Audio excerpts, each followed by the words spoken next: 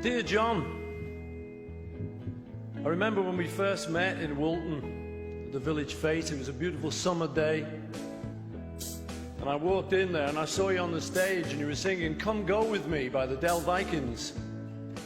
But you didn't know the words, so you made them up. Come go with me to the penitentiary. It's not in the lyrics. Remember writing our first songs together. We used to go to my house, my dad's house, and we used to smoke Thai food tea with this pipe that my dad kept in a drawer. Didn't do much for us, but got us on the road. We wanted to be famous. I remember the visits to your mum's house, Julia.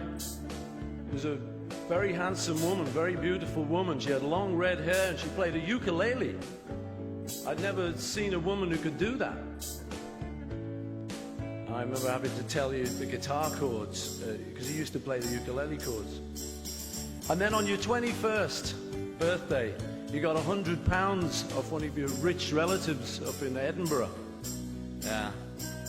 So we decided we'd go to Spain. So we hitchhiked out of Liverpool. We got as far as Paris.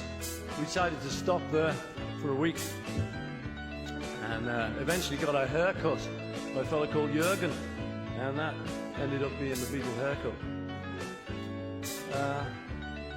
Remember introducing you to my mate, George, my schoolmate, and him getting into the group by playing Raunchy on the top deck of the bus. You were impressed. And when we met Ringo, who'd been working the whole season at Butlins holiday camp, he was a seasoned professional. But the beard had to go, and it did. Later on, we got a gig at the Cavern Club in Liverpool, which was officially a blues club. And we didn't really know any blues numbers. We loved the blues, we didn't know any blues numbers. So we had to do announcements like, ladies and gentlemen, this is a great big Bill Brunsey number called Wake Up Little Susie. They kept passing up little notes. This is not the blues, this is not the blues. This is pop. We kept going. And then we ended up touring. And there's a bloke called Larry Pons who gave us our first tour. Thank you, Larry. And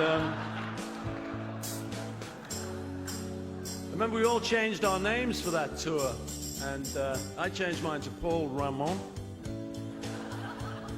George became Carl Harrison. And although people think John didn't really change his name, I seem to remember he was Long John Silver for the duration of that tour. Bang goes another myth. And we'd be on the van touring later, and we'd have the kind of night where the windscreen would break. We'd be on the motorway going back up to Liverpool. It was freezing. So we'd have to lie on top of each other in the back of the van, creating a Beatle sandwich. We got to know each other. These were the ways we got to know each other. We got to Hamburg and met the likes of Little Richard, Gene Vincent. Yeah. I remember Little Richard inviting us back to his hotel. He was looking at Ringo's ring. He said, I love that ring. He said, I've got a ring like that. I could give you a ring like that. So we all went back to the hotel with him, and we never got a ring. Yeah. We went back with Gene Vincent to his hotel once, and he was all going fine till he reached in his bedside drawer and he pulled out a gun. We said, well, we got to go, Gene. We've got to go. And we got out quick. And then came the USA, New York City, where we met up with Phil Spector, the Ronettes, Supremes, our heroes, our heroines. And then later in LA, we met up with Elvis Presley. For one great evening, we saw the boy, you know, we saw him on his home territory, and he was the first person I ever saw with a remote control on a TV. He was a hero, man. And then later, Ed Sullivan. By now, we wanted to be famous. Now we were getting really famous. I mean, imagine meeting Mitzi Gaynor in Miami. And later, after that, recording at Abbey Road, I still remember doing Love Me Do, because John officially had the vocal, Love Me Do. But because he played the harmonica, George Martin in the middle of the session suddenly said, will you sing the line, Love Me Do? Like the crucial line. I said, okay. And I can still hear it to this day. John goes, wah, wah, and I go, Love Me Do. I remember writing Day in the Life with him. And the little look we gave each other as we wrote the line, I'd love to turn you on. We kind of knew what we were doing, you know. A sneaky little look. Ah, boy. And after that, there was this girl called Yoko Ono,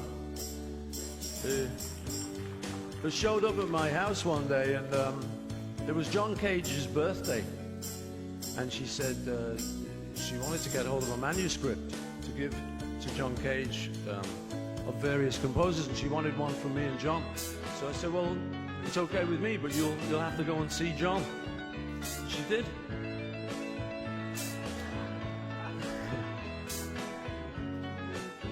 After that, I set up a couple of machines. We used to have these Brunel recording machines, but I set up a couple of them. They stayed up all night and they recorded 2 Virgins on that. But you took the cover yourselves, nothing to do with me. And then after that, there were the phone calls to you. The joy for me of, after all our business shit that we'd gone through, actually getting back together and communicating once again. And the joy is you told me about how you were baking bread now and how you were playing with your little baby, Sean. That was great for me because it gave me something to hold on to.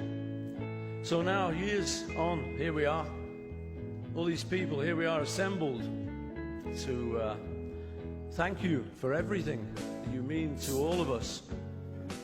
This letter comes with love from your friend Paul. John Lennon, you made it. Tonight you're in the Rock and Roll Hall of Fame. God bless you.